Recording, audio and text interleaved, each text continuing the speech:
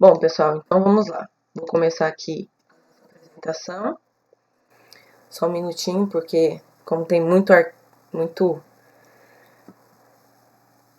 software aberto aqui, então ele demora um pouquinho. Então, o conteúdo desse segundo bimestre, nosso primeiro conteúdo, ele diz respeito ao hip hop e ao street dance, que muita gente acha que eles são a mesma coisa, né? E a gente vai descobrir que não são a mesma coisa, que eles se complementam em algum sentido, mas eles não são a mesma coisa, tá bom?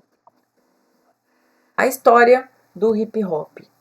Ele surge, na verdade, é uma característica cultural que não tem como você precisar exatamente o dia em que ele surgiu. Assim como a maioria das danças, elas foram uma construção social, né? Elas foram sendo construídas socialmente. Mas, para a gente ter uma noção de mais ou menos a ambientação do surgimento do hip hop, nós temos aí mais ou menos a década de 1960. E aonde? Em que lugar do mundo? No subúrbio de Nova York, né? Quem conhece a história de Nova York sabe que tem os centros e os subúrbios, lá as nossas brasileiras favelas, são o local do pessoal com menos poder aquisitivo, né? Que estão à margem da sociedade. Lá eles chamam geralmente de subúrbio, né? Onde qual que é a maioria da população? Assim como nas favelas do Brasil, uma população negra, e lá os imigrantes latinos, que saem aqui da América Latina para tentar sorte nos Estados Unidos, né? Assim como as nossas favelas, os subúrbios lá em Nova York, eles também enfrentam, ainda hoje, e na época também enfrentavam, né, problemas sociais. Como quais? A pobreza, a violência, o racismo, tráfico de drogas, a infraestrutura muito sucateada e também falhas no sistema educacional. Assim como as nossas favelas, a gente enxerga os subúrbios como as nossas favelas aqui no Brasil e os problemas sociais, apesar de se tratar dos Estados Unidos, são os mesmos, né? O que tem para fazer numa favela? O que tem para fazer num subúrbio? Imagina o que tinha para fazer nos anos 60 num subúrbio, né? Não tem muita coisa, não tem infraestrutura de esporte, não tem infraestrutura para educação. Então, o que a gente faz? A gente faz na rua. Então, os jovens lá encontravam na rua o seu único espaço de lazer. E a gente vai falar bastante de lazer ainda no decorrer desse ano em educação física.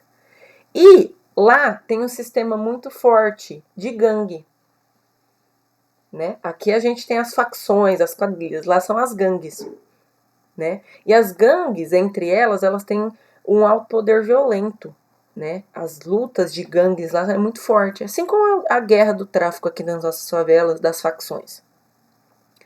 E as gangues eram um sistema opressor, é um sistema de poder e um sistema opressor dentro do próprio subúrbio, né? Quem faz parte de uma gangue conhece o seu território, sabe quem faz parte dessa gangue e quem faz parte da outra é seu inimigo, né? Então eles têm umas regras sociais dentro dessas gangues, dentro dessas organizações, que são regras deles, né? Tem as regras de julgamento, de justiça, de punição, como acontece aqui no Brasil dentro das quadrilhas e das facções.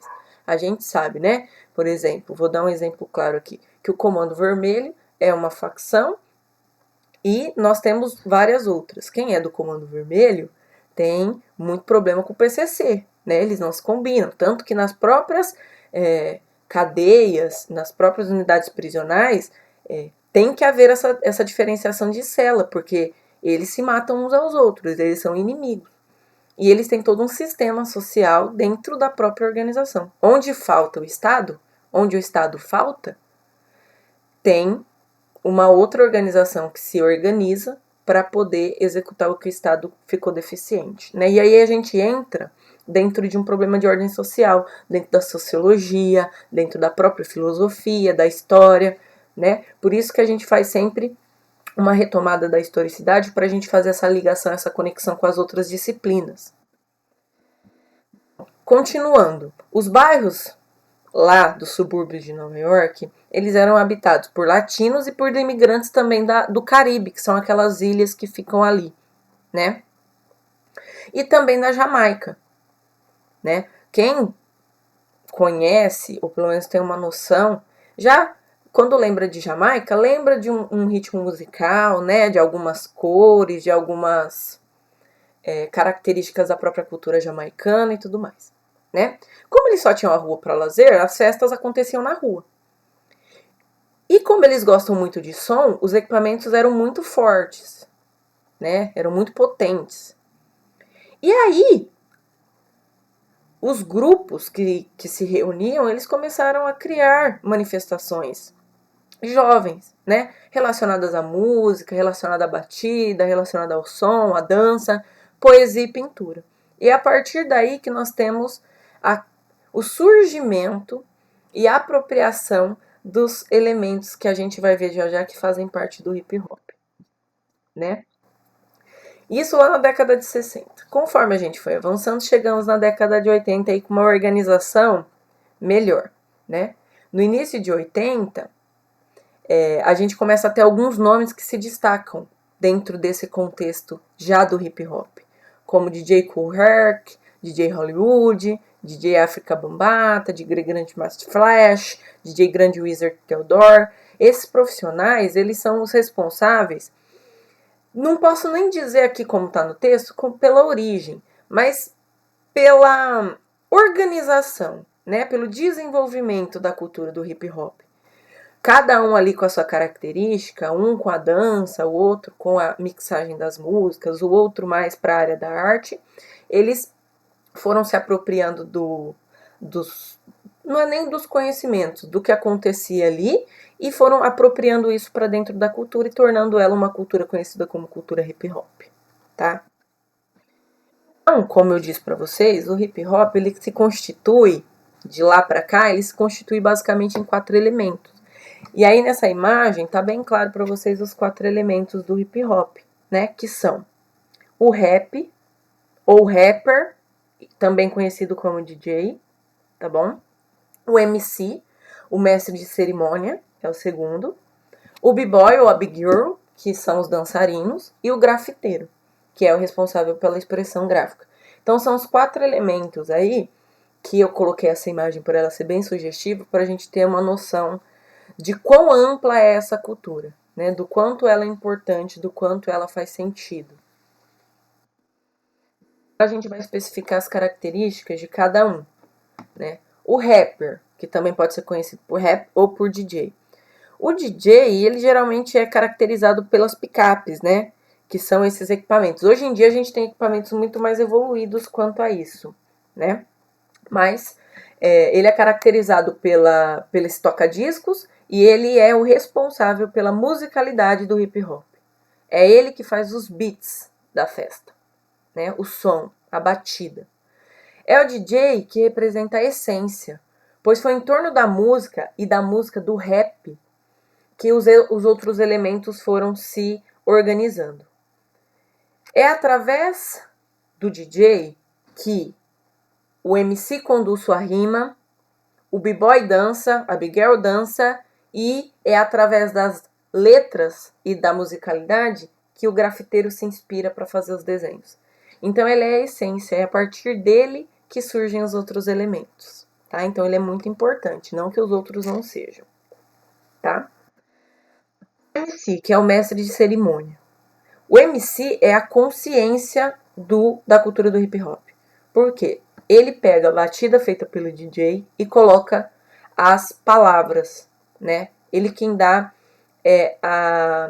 digamos, a diretriz das falas, as rimas, ou não precisa ser só com rima, mas as palavras, né? A expressão das ideias, as denúncias que são feitas através dessa cultura, né?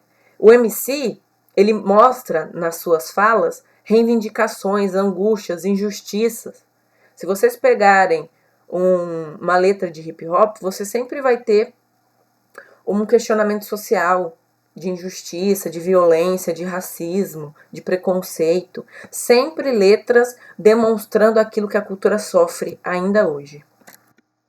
Bom, o grafite. Aí tem uma citação que o grafite é a mais genuína expressão de pigmentos, texturas e superfícies nas galerias urbanas das ruas, com o objetivo de criar dinâmica, movimento e registrar ícones. O grafite, pessoal, ele nunca pode ser comparado com a pichação, tá bom? O grafite, ele é uma arte. Para que você consiga grafitar algum lugar, você tem que pedir autorização, né? Já o pichamento, a pichação, ela é um ato infracional. Por quê? Porque você chega lá, no muro, no portão de alguém e picha. Você não pediu autorização. Você está infringindo a lei. Então não confundam grafite com pichação e não achem que eles são as mesmas coisas, porque não são. Os artistas do grafite, que podem ser chamados de grafiteiros e também de writers, eles assinam, né? Escrevem seu próprio nome nos trabalhos para assinar, ou usam alguns codinomes, se não querem usar o nome real. E geralmente os desenhos deles também buscam chamar a atenção das pessoas para os problemas enfrentados, né? Seja de preconceito, seja de racismo, seja de violência, seja problema de ordem social, infraestrutura falha e tudo mais. Como está dizendo aqui, ó, grafitar em lugares públicos sem autorização é pichação. E pichação é uma atividade proibida no Brasil. Então ela é um crime. Ela é passível de punições criminais. Tá? Boy, ob, girl são os dançarinos. É a expressão de dança da cultura. E os passos, as danças, uma delas é o street dance, dentro da cultura hip hop. Então, street dance é uma cultura de dança imbuída dentro do hip hop, né? Só que é uma cultura que tem suas próprias particularidades e características, certo? Então, não tem como eu diminuir o hip hop a ele cabe dentro do street dance, nem o contrário. Cada um é um universo cheio de características e elementos que tem que ficar claro para nós que cada um tem o seu significado, né? E cada um tem a sua importância, a sua relevância social. As articulações do hip hop, elas são várias. Como é uma cultura de massa e de uma massa pobre e marginalizada, outras culturas pobres e marginalizadas foram se adequando e foram se juntando nessa massa.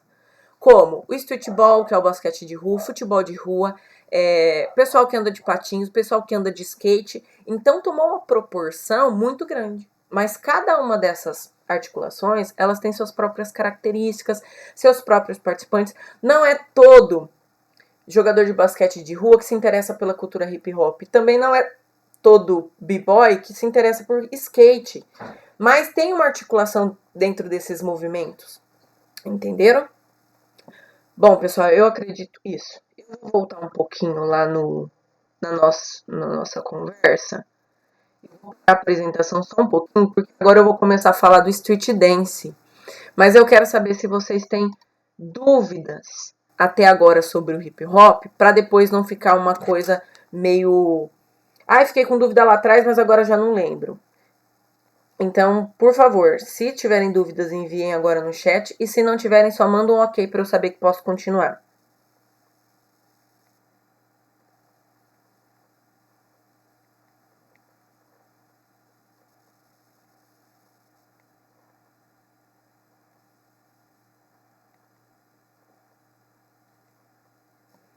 Certo? Pelo que eu estou vendo, o pessoal tá bem tranquilo, né? Quanto a isso. Não é um conteúdo difícil, mas também não é um conteúdo tão fácil de ser entendido e muito menos de ser explicado, tá? Só um minutinho, eu já compartilho minha tela de novo para poder a gente dar continuidade aí agora com o street dance, suas características e seus elementos.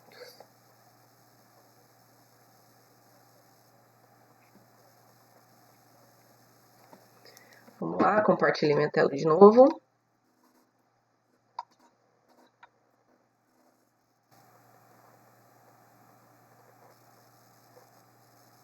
Beleza. Então agora a gente vai falar sobre as características e os estilos do street dance. Lembra que eu falei que o street dance é uma cultura própria que está imbuída nas articulações do hip hop? Então ela é uma cultura própria, uma cultura com suas próprias características, com seus próprios praticantes, com sua própria cultura, tá bom? E quando a gente fala em street dance, a gente fala em vários estilos de dança. Aqui eu trouxe quatro, mas existem vários, tá? Então, quando a gente fala de hip hop, a gente fala de elementos, que são o DJ, o MC, o rapper e, desculpa, o MC, o DJ, o b-boy ou a b-girl e o grafiteiro. No Street Dance a gente fala de estilos, que também vão ser 4, que a gente vai estudar e que eu vou cobrar de vocês na avaliação, que são o popping, o locking, o breaking e o freestyle. Tem outros, tá? Quem se interessa por essa temática pode pesquisar mais a fundo. A gente aqui vai ficar só numa etapa mais cultural e mais de conhecimento. Então, eu fiz um alinhamento aí nesses 4 estilos. O Street Dance, dentro do seu estilo popping. O que quer dizer o popping?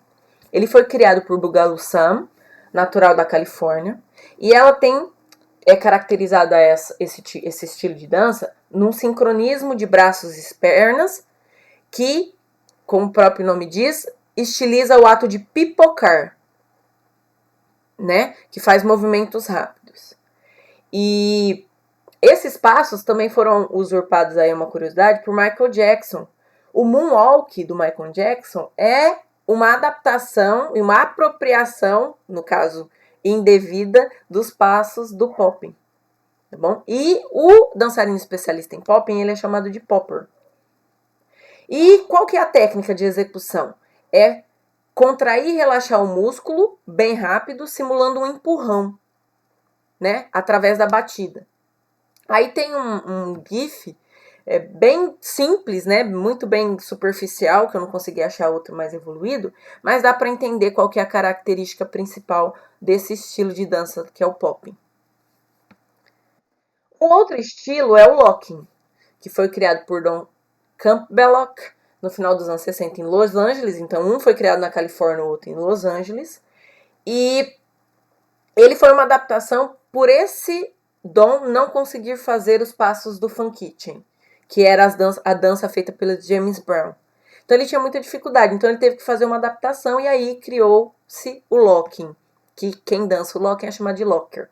E qual que é a técnica de execução do locking? É, como o próprio nome diz na tradução, o ato de bloquear ou de trancar os movimentos, né? De fazer movimentos rápidos, combinados com movimentos rápidos nos braços, com movimentos mais relaxados dos quadris, são amplos e eles têm que estar sincronizados com a música, tá bom? Tem alguns vídeos que mostram melhor. Eu não trouxe o vídeo aqui, porque senão ia ficar muito longo e ia pesar muito. Mas o que vocês têm que entender é que o próprio nome do estilo, ele já diz muito sobre ele. O breaking. Os principais artistas, né, era o James Brown, que era conhecido pela sua voz, mas também pela toda a performance, né, que ele fazia durante as suas apresentações. Não é da fase de vocês, nem da minha, mas se vocês quiserem pesquisar, tem vários vídeos das danças que ele fazia durante as apresentações dele, o que tornou ele uma sensação, né? E o breaking, ele tem 3 princípios básicos, que é o top rock, o footwork e o freeze. Top rock é a preparação, o footwork é o trabalho com os pés e o freeze é o congelamento, que geralmente é no final, onde o dançarino ele trava, né, o seu movimento e dá aquela congelada. Tá certo? E o último estilo que nós temos é o estilo livre, que é o freestyle, né? Só que a gente traduz como freestyle e acha que vale tudo, né? Mas não. No Street Dance, o freestyle, ele não é estilo livre. Ele é improviso. É você pegar uma batida e começar a improvisar, usar todos os outros passos que você tem e chamar o outro para dançar com você, para se apresentar com você, chamando a atenção, tá? Cada um daqueles estilos, pessoal, ele tem algumas características e eles servem como uma maneira de competição. E as competições, as disputas dentro dessa cultura, elas não são chamadas de competição, elas são chamadas de batalha. Tem batalha de b-boy, tem batalha de MC, tem batalha de rap. Tá? Aqui nós temos uma imagem de uma batalha de rima, né? Uma batalha dos MCs, dos mestres de cerimônia que fazem as rimas, do rapper, dos sons, né? E tudo mais. Foram algumas fontes que eu trouxe para poder montar essa aula para vocês, Se vocês tiverem interesse, as fontes estão aí, podem procurar mais. E o que eu tinha para apresentar para vocês na aula de hoje era basicamente isso, né? Eu acredito que tenha servido para vocês conseguirem entender pelo menos a dinâmica do street dance e do hip hop. Eu terminei meu compartilhamento, eu preciso saber se vocês têm alguma dúvida para mandar para mim pelo chat, alguma pergunta, e quem não tiver, mandar um ok, só para eu saber que eu posso encerrar a gravação, não a aula.